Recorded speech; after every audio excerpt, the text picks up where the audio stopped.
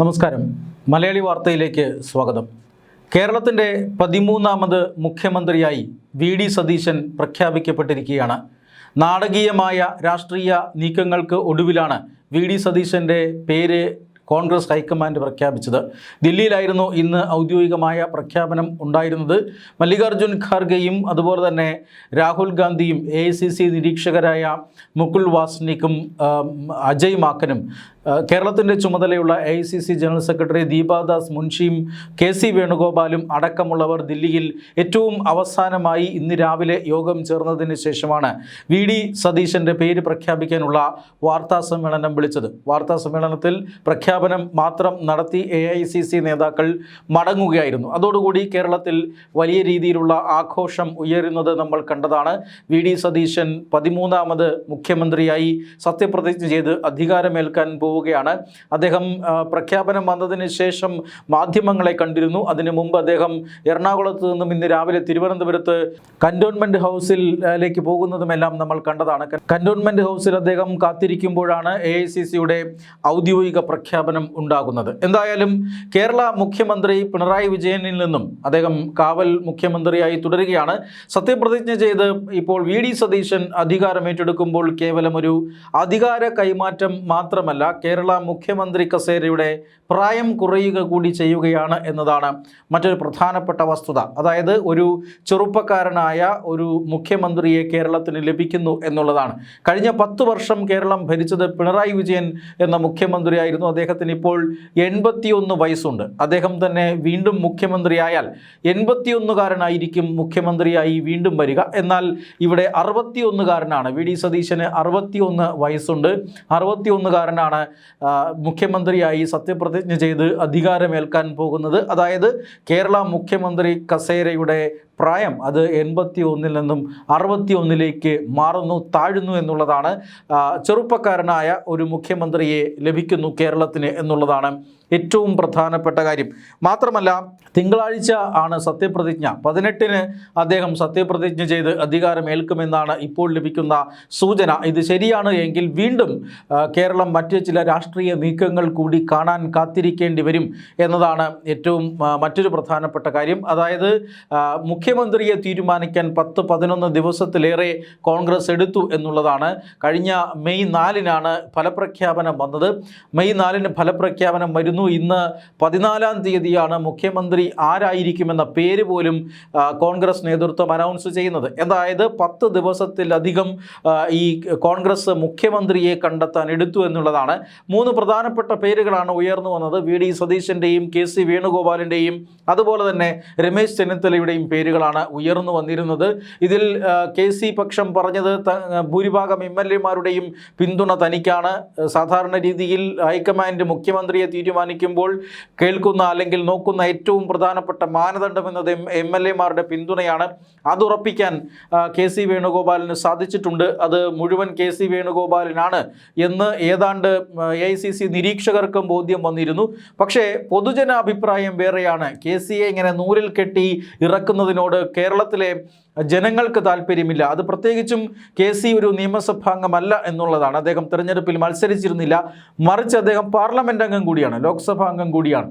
അതുകൊണ്ട് തന്നെ അദ്ദേഹം കേരളത്തിലേക്ക് വന്ന് മുഖ്യമന്ത്രി സ്ഥാനം ഏൽക്കണമെങ്കിൽ 2 ഉപതെരഞ്ഞെടുപ്പുകൾ നടത്തേണ്ടി വരും. ഇത് ഒട്ടും ജനകീയമായ ഒരു തീരുമാനമല്ല. ജനങ്ങൾ ഈ ഉപതെരഞ്ഞെടുപ്പുകൾക്കെതിരാണ് എന്ന കാര്യത്തിൽ തർക്കമില്ല. അനാവശ്യമായി ഉപതെരഞ്ഞെടുപ്പുകൾ വരുത്തിവെക്കുന്നതിൽ തർക്കമൊന്നുമില്ല. അതുകൊണ്ട് തന്നെ MLA-മാരിൽ ആരെങ്കിലും മുഖ്യമന്ത്രിയാകണം എന്നാണ്. ഈ കഴിഞ്ഞ 5 വർഷം പിണറായി വിജയൻ്റെ ഭരണം അവസാനിപ്പിക്കാനുള്ള പോരാട്ടങ്ങൾ നടത്തിയത് താനാണ്. തന്നെ പ്രതിപക്ഷ നേതാവ് എന്നെ ദൗത്യം ഏൽപ്പിക്കുമ്പോൾ തൻ്റെ ലക്ഷ്യം ഇതായിരുന്നു. ആ ലക്ഷ്യം ഞാൻ നിറവേറ്റി. അത് വളരെയധികം ഭംഗിയായി തൻ്റെ ഉത്തരവാദിത്വം നിറവേറ്റാൻ കഴിഞ്ഞു. അതുകൊണ്ട് തന്നെ മുഖ്യമന്ത്രി സ്ഥാനവും തനിക്ക് തന്നെ വേണമെന്ന് വി.ഡി. സതീശൻ വിഭാഗം വാദിച്ചു. RC അല്ലെങ്കിൽ രമേശ് ചെന്നിത്തല വാദിച്ചത് ഉള്ളിൽ ഭരണപരിചയമുള്ളത് തനിക്കാണ്, സീനിയോറിറ്റി തനിക്കുണ്ടതുകൊണ്ട് അതുകൊണ്ട് തന്നെ മുഖ്യമന്ത്രി സ്ഥാനത്തേക്ക് തന്നെ പരിഗണിക്കണം എന്ന് രമേശ് ചെന്നിത്തലയും വാദിച്ചിരുന്നു. എന്നാൽ പൊതുജന വികാരം അടക്കം കണക്കിലെടുത്തുകൊണ്ടാണ് വി.ഡി. സതീശനെ മുഖ്യമന്ത്രിയായി ഇപ്പോൾ ഹൈക്കമാൻഡ് തീരുമാനിച്ചിരിക്കുന്നത് എന്ന് മാത്രമല്ല, മുസ്ലിം ലീഗിനെ പോലെയുള്ള ഘടകകക്ഷികളുടെ സമ്മർദ്ദവും ഈ തീരുമാനത്തിലേക്ക് എത്താൻ ഹൈക്കമാൻഡിനെ പ്രേരിപ്പിച്ചു എന്നും സൂചനയുണ്ട്. എന്തായാലും ഇങ്ങനെ അതിവിശാലമായ അല്ലെങ്കിൽ വളരെയധികം പതിയെ മുന്നോട്ടു നീങ്ങിയ രാഷ്ട്രീയ കരുനീക്കങ്ങൾക്കൊടുവിലാണ് 10 ദിവസത്തിന് ശേഷമാണ് ഇപ്പോൾ വി.ഡി. സതീശനെ സ്ഥാനാർത്ഥി അല്ലെങ്കിൽ കേരളത്തിൻ്റെ ഒരു മുഖ്യമന്ത്രിയെ കണ്ടെത്താൻ കോൺഗ്രസിന് സാധിച്ചത്. അതുകൊണ്ട് തന്നെ നാളെ തന്നെ സത്യപ്രതിജ്ഞ വേണ്ടിയിരുന്നു. ഇന്ന് വി.ഡി. സതീശൻ ഗവർണറെ കണ്ട് അവകാശവാദം ഉന്നയിച്ചു കഴിഞ്ഞാൽ നാളെയോ മറ്റന്നാളോ തന്നെ സത്യപ്രതിജ്ഞ ചെയ്യാനുള്ള എല്ലാ ഒരുക്കങ്ങളും നടത്താമായിരുന്നു. പക്ഷേ കോൺഗ്രസ് ഇക്കാര്യത്തിൽ വീണ്ടും മെല്ലെപ്പോക്ക് നയം സ്വീകരിക്കുകയാണ്. 18-ന് സത്യപ്രതിജ്ഞ ചെയ്യാം എന്നാണ് ഇപ്പോൾ തീരുമാനിച്ചിരിക്കുന്നത്. എന്ന് പറഞ്ഞാൽ വീണ്ടും ഒരു 4 ദിവസം കൂടി നീണ്ടുപോകുന്നു എന്നുള്ളതാണ്. അത് വളരെ അസാധാരണമായ ഒരു നീക്കമാണ്. പിറ്റേന്ന് തന്നെ സത്യപ്രതിജ്ഞ ചെയ്യാമെന്നിരിക്കെ ഇപ്പോഴും ആ സത്യപ്രതിജ്ഞ ചടങ്ങ് നീട്ടുന്നതിന് പിന്നിൽ മന്ത്രിമാരെ തീരുമാനിക്കുന്നതിനുള്ള സമയമാണ് എന്നാണ് ലഭിക്കുന്ന സൂചന. മുഖ്യമന്ത്രിയെ തീരുമാനിക്കുമ്പോൾ പാർട്ടി നേതൃത്വം നേരിടേണ്ടി വന്ന ചില പ്രശ്നങ്ങൾ, ഈ തർക്കങ്ങൾ, ഇതെല്ലാം തന്നെ മന്ത്രിമാരെ തീരുമാനിക്കുന്നതിലും ഉണ്ടാകും എന്നാണ് ഇപ്പോൾ ലഭിക്കുന്ന സൂചന. ഘടകകക്ഷികളുടെ മന്ത്രിസ്ഥാനം, ഓരോ ഘടകകക്ഷികൾക്കും എത്ര മന്ത്രിസ്ഥാനം വീതം നൽകണം, ഇതൊക്കെ ഒരു പരിധിവരെ തീരുമാനമായിട്ടുണ്ടാകാം. പക്ഷേ ആരൊക്കെയാണ് മന്ത്രി എന്നുള്ളത് സംബന്ധിച്ച് ഘടകകക്ഷികൾ തീരുമാനിക്കേണ്ടതുണ്ട്. അക്കാര്യത്തിൽ ബഹുഭൂരിപക്ഷം ഘടകകക്ഷികളും ഒരുപക്ഷെ തീരുമാനം എടുത്തിരിക്കാനുള്ള സാധ്യതയുണ്ട്. ഇനിയിപ്പോൾ ഏറ്റവും പ്രധാനപ്പെട്ട കാര്യം എത്ര മന്ത്രിസ്ഥാനം വീതം ഓരോ ഘടകകക്ഷികൾക്കും നൽകണം. അതിൽ ഉപരി എത്ര കോൺഗ്രസ് മന്ത്രിമാർ ഈ മന്ത്രിമാരായി സത്യപ്രതിജ്ഞ ചെയ്യണം, അതിൽ ഓരോരുത്തരുടെയും വകുപ്പ് ഏതൊക്കെ, ഇതെല്ലാം ആയിരിക്കും ഇനി ചർച്ച ചെയ്യേണ്ട ഏറ്റവും പ്രധാനപ്പെട്ട കാര്യം. ഇതിലേക്കാണ് അല്ലെങ്കിൽ ഇതിനു വേണ്ടിയാണ് ഇപ്പോഴും വീണ്ടും ഒരു 4 ദിവസം കൂടി സമയമെടുക്കുന്നത് എന്നാണ് സൂചന. അതായത് സമവായം ഇതുവരെ എത്തിയിട്ടില്ല. കോൺഗ്രസ് പാർട്ടിക്കുള്ളിൽ ചേരിപ്പോര് തുടരുകയാണ്.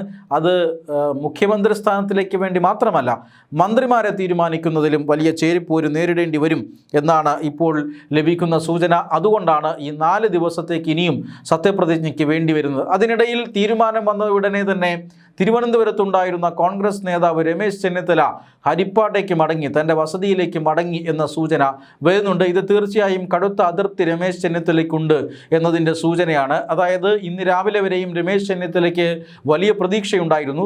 ഒരു സീനിയർ നേതാവ് എന്ന നിലയിൽ 2021 താൻ പ്രതിപക്ഷ നേതാവായിരുന്നു എന്ന നിലയിലൊക്കെ തന്നെ ഈ മുഖ്യമന്ത്രി സ്ഥാനത്തേക്ക് പരിഗണിക്കും എന്നാണ് രമേശ് ചെന്നിത്തല കരുതിയത്. ഏറ്റവും അവസാന നിമിഷം വരെ അദ്ദേഹത്തിന് പ്രതീക്ഷയുണ്ടായിരുന്നു. മാത്രമല്ല ഈ കെ.സി. വേണുഗോപാലും അതോടൊപ്പം തന്നെ വി.ഡി. സതീശനും തമ്മിലുള്ള തർക്കം, ഫ്ലെക്സ് യുദ്ധം, ഇതെല്ലാം ഹൈക്കമാൻഡിനെ വലിയ രീതിയിൽ ചൊടിപ്പിച്ചിരുന്നു. അതുകൊണ്ട് തന്നെ ഇതൊരു സമവായ സ്ഥാനാർത്ഥി എന്ന നിലയിൽ തന്നിലേക്ക് തന്നെ മുഖ്യമന്ത്രി പദം വരും എന്ന് അദ്ദേഹം തീരുമാനിച്ചിരുന്നതാണ്. മാത്രമല്ല അങ്ങനെ വന്നില്ല എങ്കിൽ ചില പ്രത്യേക പാക്കേജുകളും അദ്ദേഹം പ്രതീക്ഷിച്ചിരുന്നു. തനിക്ക് മുഖ്യമന്ത്രി സ്ഥാനം നൽകിയില്ല എങ്കിൽ ശരി, എന്താണ് കോൺഗ്രസ് നേതൃത്വം അതിന് പകരമായി നൽകാൻ പോകുന്നത് എന്നത് സംബന്ധിച്ചും ഒരുപക്ഷെ രമേശ് ചെന്നിത്തലയ്ക്ക് ചില അഭിപ്രായങ്ങൾ ഉണ്ടായിരുന്നിരിക്കാം. എന്നാൽ അത് രണ്ടും നഷ്ടപ്പെടുന്നു എന്നത് കണ്ടതുകൊണ്ടാണോ രമേശ് ചെന്നിത്തല ഇങ്ങനെ നാട്ടിലേക്ക് മടങ്ങിയത് എന്ന സൂചനയുണ്ട്. അദ്ദേഹത്തിൻ്റെ തിരുവനന്തപുരത്തെ വസതിയിലായിരുന്നു അദ്ദേഹം. ഈ പ്രഖ്യാപനം വരുന്നത് ഉടനെ അദ്ദേഹം വസതി വിട്ട് ഹരിപ്പാടേക്ക് പോവുകയായിരുന്നു. അതിന് തൊട്ട് മുമ്പ് കോൺഗ്രസ് നേതാവ് രാഹുൽ ഗാന്ധി തന്നെ ചെന്നിത്തലയെ നേരിട്ട് വിളിച്ച് എന്താണ് സംഭവിക്കാൻ പോകുന്നത്, എന്താണ് ഹൈക്കമാൻഡിൻ്റെ തീരുമാനം, പ്രതിഷേധമരുത് എന്നൊക്കെയുള്ള കാര്യങ്ങൾ ആശയവിനിമയം നടത്തിയിരുന്നു.